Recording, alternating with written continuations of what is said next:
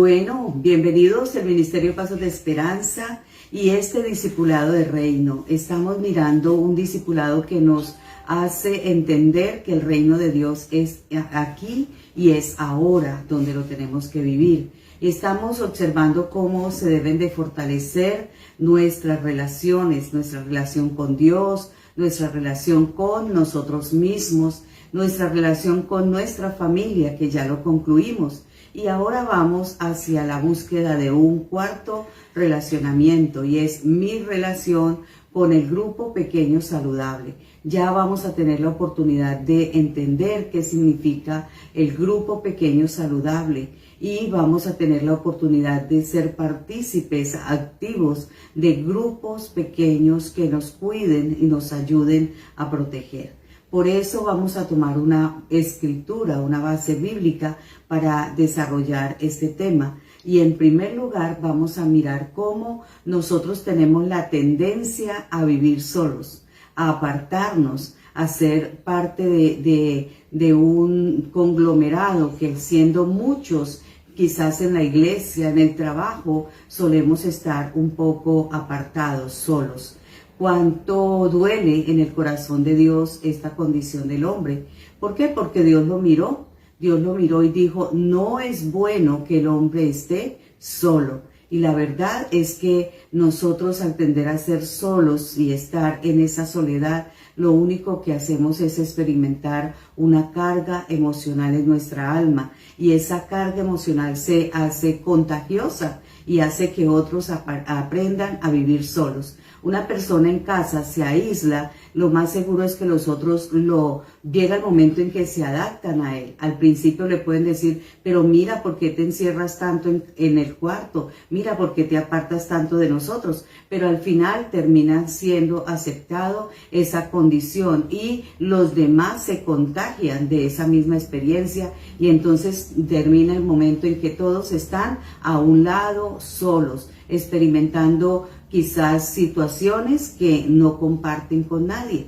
Por eso la Escritura nos habla de un hombre en Eclesiastés capítulo 4, versículos 7 y 8. Dice, miré hacia otro lado y vi que en esta vida hay algo más que no tiene sentido. Y me refiero al hombre solitario que no tiene hijos ni hermanos. Todo el tiempo se lo pasa trabajando y nunca está satisfecho. Siempre quiere tener más. Ese hombre jamás se pone a pensar si vale la pena tanto trabajar y nunca gozar de la vida. No tiene sentido esforzarse tanto. Qué tremendo, y es como un retrato muchas veces de muchos de nosotros. Y no solamente porque estamos hablando de que este hombre dice aquí que no tenía hijos, no tiene ni hermanos. ¿Cierto? Podría decir no tiene familia, pero muchas veces nosotros siendo miembros de una congregación no tenemos hijos espirituales, no tenemos hermanos, no tenemos compañeros de yugo, no tenemos personas que nos levantan si caemos, ¿cierto? Ahora, ¿por qué sucede esto? Es lo que nos interesa mirar en esta primera entrega. ¿Por qué el hombre tiende a ser solo? ¿Qué fortalezas espirituales están obrando en nuestra vida para tender a ser solos? Pero también hay un alto grado de responsabilidad, porque puede ser una decisión que nosotros hemos tomado o aún una forma de pensar que se tiene que renovar en nosotros. Hay que elegir ser acompañados en el camino por compañeros de yugo, porque Proverbios 18:1 nos dice, el que es egoísta solo piensa en sí mismo y no acepta ningún consejo.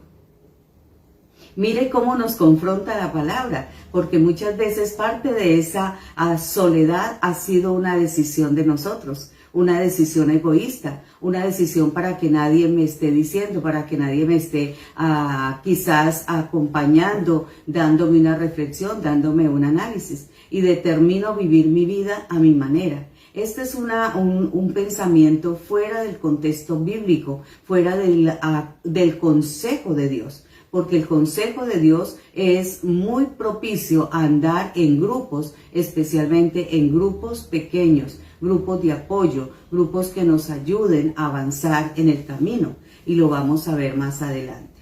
Pero entonces consideremos por qué el hombre, siendo que tiene tanto beneficio el andar acompañado, por qué aún nosotros nos damos a vivir en soledad.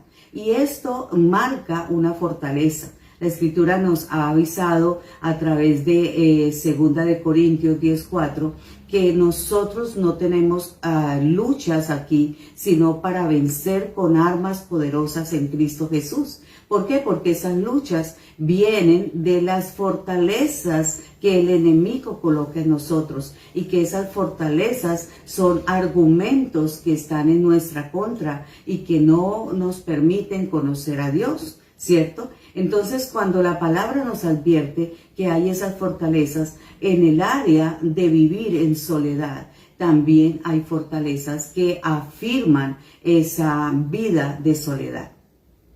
Y que hay que destruirlas, que hay que tomar la decisión, la alternativa, el buen consejo de Dios para cambiar ese estilo de vida.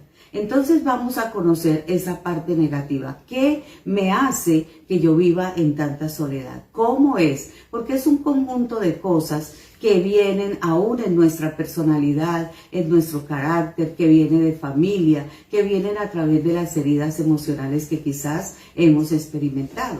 Y una de esas primeras fortalezas que el enemigo ha colocado, de esos argumentos que el enemigo coloca para que nosotros vivamos en soledad y que aún inconscientemente no las conoceríamos, pero actuamos a través de ellas. La primera es la autosuficiencia. ¿Qué pasa con la autosuficiencia? Hay una frase de los niños que muestra la independencia del niño cuando dice, yo lo sé hacer solo.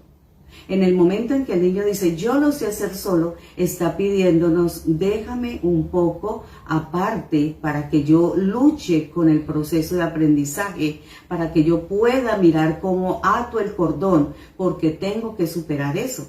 Y es bueno que vivan esa experiencia, pero muchas personas se quedan en esa edad. Se quedan en esa vida intentando probar, demostrar que son capaces, que son competentes, que no tienen necesidad de nadie. Eso se llama autosuficiencia. Los vulnerables a la autosuficiencia son estos tipos de personas. Escuche para que de pronto reflexionemos y miremos si estamos ahí. Las personas que tienen una personalidad fuerte, la persona dominante o la persona influyente, esas personas que por naturaleza son independientes. Recuerden el carácter dominante. El carácter dominante es el líder, el que va proponiendo, el que va manejando la situación, el que va generando ideas, el que va siendo creativo, ¿cierto? El influyente, ¿por qué? Porque el influyente es muy social, el influyente es muy aprobado por el éxito que tenga con su grupo social, con la amistad que desarrolle con su grupo social. Entonces él también suele ser independiente, él es el que marca la pauta de esa área social y él se hace muy importante en esa influencia que puede dar en esa área social. Entonces estas personas suelen ser independientes, autosuficientes. Otras personas son los que sobresalen a veces por sus capacidades, por su inteligencia, por su hermosura o por sus habilidades profesionales. Entonces ellos dicen, yo soy como la Coca-Cola en el desierto, único, y nadie viene más. Y yo puedo hacerlo y yo soy el que tengo esta posibilidad. Entonces esa persona se cree autosuficiente. ¿Cuál es la mayor lucha de una personalidad así? Que le cuesta depender de Dios. El autosuficiente le cuesta depender de Dios. Pareciera que hay cosas que Dios no las alcanza a hacer si Él no las hace. Que Dios no tiene en ese momento el gobierno sobre la situación, sino que Él fue el que falló, porque Él no se propuso alcanzarlo. Estas personas entonces tienden a andar en una condición aún de tanta independencia que los lleva a ser muy aislados, muy solos, ¿cierto? Otra fortaleza es el corazón endurecido. ¿Quién es la persona de corazón endurecido? Dice que es el que tiene un coeficiente emocional tan bajo que no puede abrir su corazón y no puede identificar lo que está sintiendo. Esta persona que emocionalmente está muy encerrada, su autoestima está muy baja. Las personas que tienen esta tendencia a tener este corazón tan endurecido es porque son personas que fueron heridas en su adolescencia o en su niñez.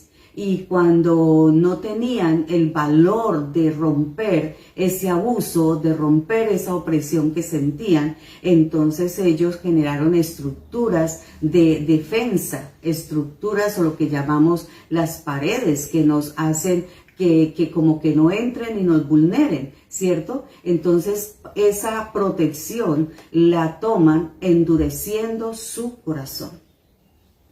Estas personas a veces son personas que esa pared que han levantado, esa estructura de defensa que han levantado, es porque se proponen a salir solas adelante. Entonces dicen, yo me hice sola, yo estudié sola, yo soy profesional sola, a mí nadie me ayudó, yo fui abandonada, yo me fui pronto de casa, en mi casa no me dieron nunca una oportunidad, entonces todo lo que yo he sido, lo he sido por mi cuenta.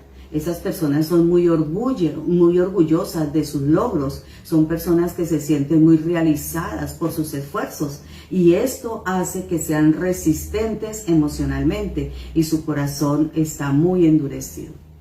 Las otras personas son las activistas. La persona que vive con una agenda colmada de actividades son candidatos a no tener tiempo para dar lugar a la meditación, a la contemplación.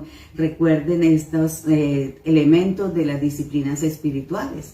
Y esas personas activistas hacen tanto aún en el ministerio que pierden la visión paternal de Dios, pierden a ese Dios amoroso. Ellos tienen que estar haciendo muchas cosas para agradar a Dios, para que Dios esté contento. Entonces se pierde la oportunidad de sentir que Dios les ama tal y como son. No por lo que hacen, sino porque son sus hijos, porque son su real sacerdocio, porque son sus elegidos. Entonces esas personas buscan tanto agradar a Dios que pierden la visión del amor paternal de Dios. ¿Por qué? Porque eso le da una tendencia a estar muy solos, muy aislados. Una tercera fortaleza es la depreciación. Y esta palabra me costó un poco entenderla, pero es sencillo. Es las personas que minimizan y menosprecian todas las pérdidas o todas las bendiciones. Si están bendecidos, dicen, no ha pasado nada. A mí no me parece que eso tenga mucha importancia. Están ganándose el baloto y todavía no tienen mucha importancia. Están consiguiendo su casa y deben de celebrar y ellos deprecian eso. Sí, era normal que tuviera esa casa, para eso trabajé. Nada les genera un estado de respuesta emocional, ¿cierto? ¿Por qué? Porque no permiten que su corazón se ligue a las personas o a las cosas. Estas personas que sufren esa desconexión con las cosas o esa desconexión con las personas, nunca van a celebrar tener un amigo, porque dice, mañana se pierde, es mejor que no me interese mucho en él. No, eso los hijos mañana se van, eso es mejor no pegarnos mucho a ellos. Entonces siempre están quitándole valor, están depreciando los relacionamientos. Estas personas sufrirán mucho por las pérdidas y las decepciones. Ellas siempre van a sentir que cuando tienen una pérdida fue porque amaron un poquito más y se proponen a no seguir dándole lugar a esa relación y a ese estado emocional. Se deprimen mucho por esto. Realmente son personas que sufrieron mucho, pero en medio del sufrimiento han quedado muy amargadas. Entonces esta depreciación al valor de las cosas, al valor del relacionamiento, vienen por su amargura. Son personas que realmente han perdido mucho, ¿cierto? Personas que tratan de esconderse detrás de las sombras. Estaba ahorita pensando y entendiendo, por ejemplo, el que sufre un desplazamiento, el que tiene que dejar sus tierras, su casa, su hogar de origen y tiene que comenzar a vagar por muchas partes. Esas personas aprenden a que pierden tanto que el día que llegan de pronto a tener la oportunidad de celebrar algo que volvió a sus manos, no lo van a tener en consideración porque aún pueden pensar que pueden seguir perdiendo. Esta fortaleza es bien grande realmente y es el perfeccionismo. Una cuarta fortaleza que nos hace pensar en estar muy solos, en apartarnos. ¿Por qué? Porque el perfeccionista son personas exigentes, exageradamente exigentes, y sin proponerlo, por su exigencia, despiertan temor en las personas que lo rodean. Despiertan mucho miedo hacia buscar a que alguien les busque, que alguien les colabore, que alguien les diga cómo le hago el desayuno, porque va a llegar a decir que lo hicieron mal, que picaron la cebolla mal, que los huevos tienen ahí cáscara. Bueno, y van a encontrar muchas cosas por su máxima exageración de perfeccionismo. Entonces, al ser tan perfeccionista, la gente lo va a apartar. Eso va a hacer que les falte empatía con la gente, que le falte la manera de poderse, la habilidad de poderse identificar con los demás. No se va a identificar fácilmente con una persona que está en dolor, con una persona que está en debilidad. Ellos no se identifican con ellos. ¿Por qué? Porque simplemente le dice, eso fue porque todo lo hiciste mal. Eso es porque no te has propuesto hacer las cosas bien.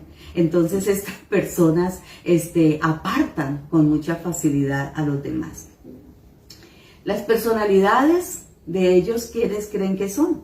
Los dominantes y también los concienzudos. Esos que son muy críticos, muy analíticos, muy reflexivos, ¿cierto? ¿Por qué? Porque ellos se motivan a exagerar en el trabajo y en la productividad. Ellos quieren alcanzar tanto las metas que no tienen un relacionamiento emocional, sino hacia el trabajo y hacia ser eficaces y productivos. Son muy celosos con la excelencia, ¿cierto? Y estas personas tienden a ser muy legalistas. ¿Por qué? Porque no tienen una relación sino con el comportamiento más que con el corazón. Entonces evalúan, critican mucho el comportamiento, cómo lo están haciendo, cómo está vistiendo, cómo está caminando, cómo se está portando. Y no mira de pronto el corazón, el esfuerzo que le está poniendo, el ánimo que tiene, la fortaleza, la habilidad. Entonces hacen que se sientan muy solos porque la gente a su alrededor a la verdad les van a dejar en esa condición. Una fortaleza más es la dificultad de amarse a sí mismo. Esto también tiene que ver con las personas que de momento tienen tanto bajo concepto, tanta baja aceptación y tanta baja valoración de sí mismo, que no se pueden amar a sí mismos. Pero con este vacío en su tanque emocional, ¿qué hacen ellos? Ellos exageradamente se relacionan con el trabajo, con el ministerio. ¿Por qué? Porque ellos van a buscar cómo saciar esa falta de amor personal, haciendo que todo lo demás le ocupe su tiempo, que la gente lo valore por lo que alcanzó. Entonces ellos asumen que haciendo mucho trabajo, que haciendo mucho ministerio, que caminando de aquí para allá, van a lograr encontrarse dentro de sí mismo. Este problema es de personas con baja autoestima, con mucho complejo de inferioridad. Hay unas personalidades que son afectadas por esta fortaleza más que las otras que habíamos mencionado, y son los influyentes y los sociables. ¿Por qué? Porque ellos quieren agradar a toda hora a otros, ¿cierto? Entonces estas personas tienen dificultad para afirmar su identidad. Su identidad está en manos de aquel que le hace sentir bien y lo abusa, de aquel que lo hace sentir bien y lo pone a trabajar más, de aquel que lo hace sentir bien, pero después le demanda otras cosas, otros beneficios a cambio. Estas personas que tienen dificultad para amarse a sí mismo tienden a ser muy abusadas, manipuladas y controladas. Entonces ellos viven solos en sí, pero al mismo tiempo es el juguete, el miembro abusado por los que están a su alrededor. ¡Qué tremenda fortaleza! Vamos a pasar a la última y es la pasividad. La pasividad es el fruto de un miedo terrible. Entonces hay personas que tienen tanto miedo a la oscuridad que no se mueven ni para encontrar el switch y prender la luz, ¿cierto? Entonces ese miedo a perder o ese miedo a ser castigado, es el miedo a fracasar, es el miedo a ser herido, es el miedo de salir de esa zona de confort, es el miedo a no agradar a las personas. Estas personalidades son muy pasivas, ¿cierto? ¿Por qué? Porque vienen también con heridas no sanadas, que asumen el papel de víctima. Personas que decidieron acomodarse a las otras personas, aún en circunstancias muy difíciles. En esta pasividad están los codependientes y los dependientes, esas personas que no logran romper esos esquemas y decir, a ver, yo también puedo valerme por mí misma. Entonces su pasividad las hace vivir muy solas. Bueno, yo pienso que con estas 6 fortalezas son suficientes para ubicarnos y de pronto poder identificar cuál de ellas prima en nosotros para aislarnos. Identificar si estamos siendo víctimas de una de esas fortalezas y mirar cómo las vamos a vencer. Bueno, ¿cómo las vamos a vencer? Por eso vamos a hablar de los grupos pequeños saludables. Porque la verdad es que nosotros en el proceso necesitamos compañeros de yugo. Y quedamos en este tiempo invitando al Espíritu Santo, pidiéndole al Espíritu Santo que Él nos ayude a conseguir esos compañeros de yugo, que Él nos ayude a entender que yo no puedo estar solo, que se demanda que el hombre tenga compañía con alguien que pueda caminar en el proceso de la vida. Nosotros podemos decirle que esta necesidad está fundamentada en los orígenes de la Escritura, porque el Señor no en vano lo dijo, no puede el hombre estar solo. Vamos a leer otro pasaje de Eclesiastés, mirando lo que significa o lo que necesitamos. ¿Qué necesitamos? Nosotros necesitamos un escudero o un compañero de yugo. Y dice Eclesiastés 4, del 9 al 12. La verdad valen más 2 que 1, porque sacan más provecho de lo que hacen. Además, si uno de ellos se tropieza, el otro puede levantarlo. Pero pobre del que cae y no tiene quien le ayude a levantarse. Y también, si 2 se acuestan juntos, entran en calor. Pero uno solo se muere de frío. Una sola persona puede ser vencida, pero 2 ya pueden defenderse. Y si son 3, pues hay más fuerza. Ya no es fácil derrotarlos. Qué texto tan maravilloso. Y lo hemos relacionado mucho con el matrimonio. Y está bien. El matrimonio es la unión de 2 que se van a calentar, que se van a apoyar, ya lo estábamos mirando, cooperación mutua, ayuda mutua, honor mutuo, ¿cierto? Pero también está dado para hablar de compañeros de yugo o de un verdadero escudero.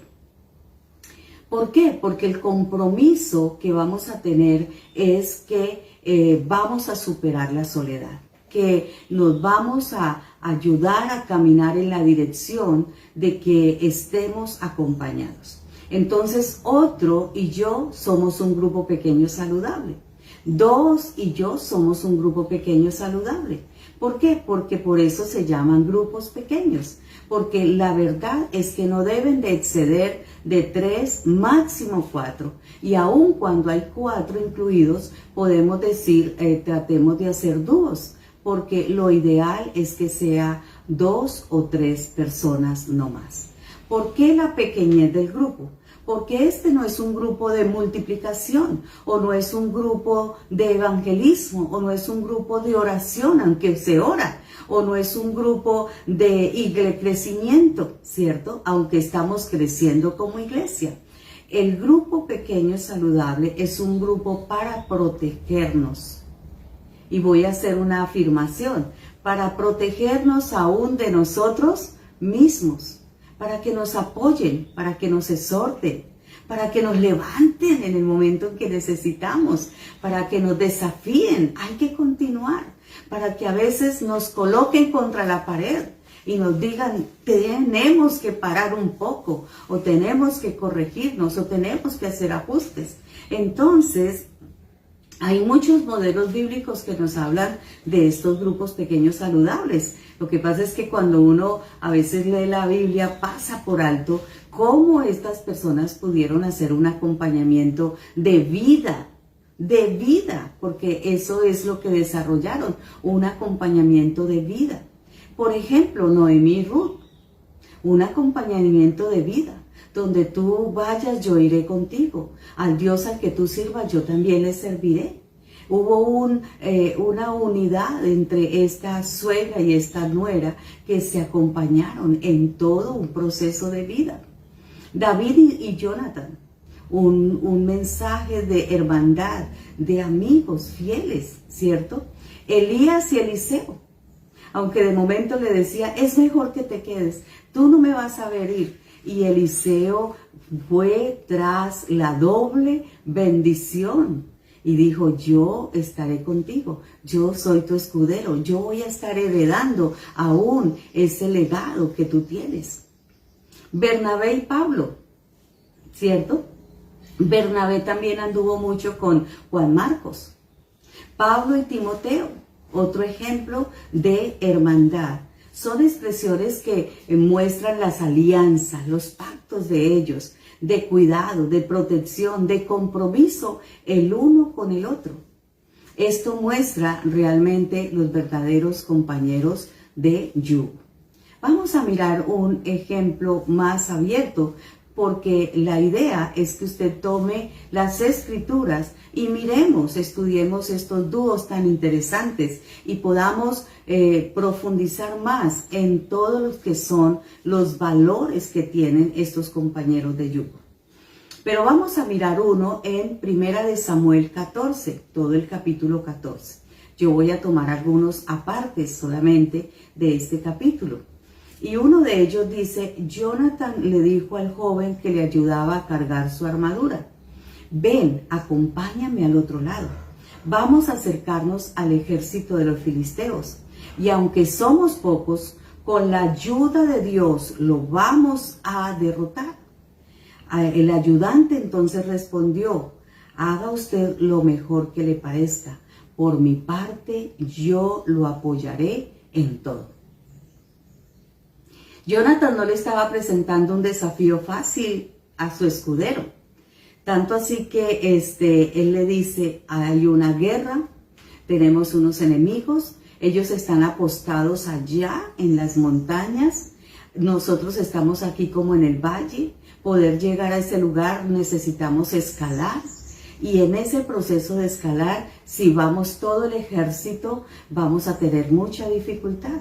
Entonces vámonos los dos. Y este compañero de yugo, muy confiado, muy seguro, es ahí donde hay una primera característica para buscar ese compañero de yugo. Dice él, con la ayuda de Dios los vamos a derrotar.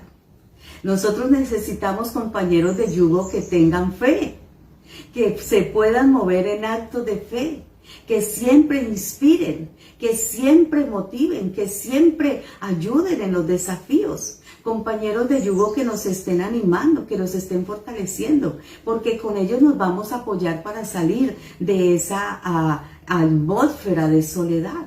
Romper esas fortalezas que quizás hemos traído, quebrantar esas heridas del pasado, lograr superar esas dificultades. Entonces necesitamos compañeros de yugo que nos digan, vamos a hacer con lo que usted le parezca, pero yo estaré con usted y lo apoyaré en todo. Una más de las características de estos compañeros de yugo, dice la misma escritura de 1 Samuel 14. Cuando se acercaron a donde estaban los filisteos, Jonathan le dijo a su ayudante, ven, vamos a acercarnos a ellos para que nos vean. Si nos dicen, alto ahí, no se muevan hasta que lleguemos a donde están, así lo haremos. Pero si nos dicen que vayamos a donde ellos están, esa será la señal de que Dios nos ayudará a derrotarlo. Mire cómo ellos manejan señales y estrategias. Un compañero de yugo nos tiene que ayudar a algo que más adelante vamos a mirar y es rendir cuentas. ¿Por qué? Porque el compañero de yugo nos va a ayudar con señales y con estrategias. Pero nosotros tenemos que hacer las acciones. Y cuando hacemos las acciones tenemos que rendir cuentas y decir, vamos, lo logramos. ¿Por qué? Porque el desafío aquí era que esa señal era la que ellos tendrían de que Dios les ayudaría a derrotarlos. ¿Cierto? Una característica más. Dice, Jonathan le dijo a su ayudante, vamos, pues Dios nos ayudará a vencerlos. Y así que subió ayudándose con pies y manos y tras de él subió el ayudante. Y a cada soldado filisteo que encontraban lo herían y su ayudante lo remataba, lo acababa de matar, ¿cierto? ¿Qué significa esto? Un ayudante, un compañero de yugo, de cooperación mutua, un guerrero, un hombre de fe, un héroe, con una visión, con una misión, con un propósito divino.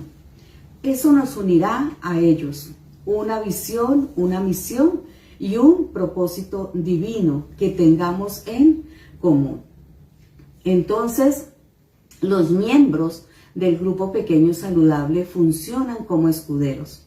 En las horas de las batallas, nos acompañan en oración, a veces físicamente, en las horas de descanso, celebrando y disfrutando de los éxitos, disfrutando de la vida juntos. No desisten, pero nosotros tampoco debemos desistir de ellos. Los necesitamos. Entonces vamos a continuar buscando y que el Espíritu de Dios nos ayude a encontrar ese compañero de yugo. Recuerde, vamos a profundizar estudiando en esos dúos que mencionamos, Noemí, Bernabé, Pablo, Timoteo. ¿Para qué? Para profundizar en la visión, en la misión y en el propósito divino que los unieron a ellos. Entonces, esto nos ayudará a ir a la práctica sobre el compañero de yugo. Con qué visión, con qué misión y con qué propósito de Dios nos hemos unido. Qué bueno que estemos profundizando en esto. Un abrazo. Este es un tiempo maravilloso donde nos animamos a no estar solitos. Bendiciones.